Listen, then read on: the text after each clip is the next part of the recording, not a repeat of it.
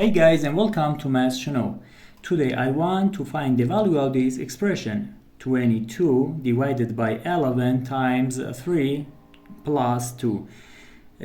According to the rules of mathematics PEMDAS, we have to solve this math expression in this way. First parenthesis, then exponent, then multiplication and division, and then addition and subtraction.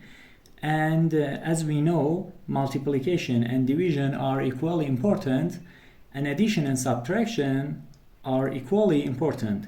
We have one division here and one multiplication here that we have to solve them first.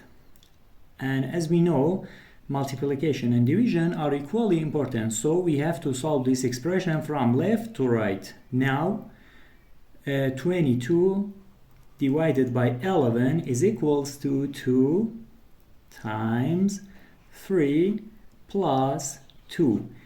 And as we know, multiplication has a higher priority than addition. So we have to solve this multiplication first.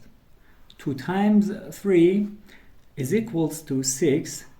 And now 6 plus 2 is equals to 8. The final answer is 8. Thank you for watching.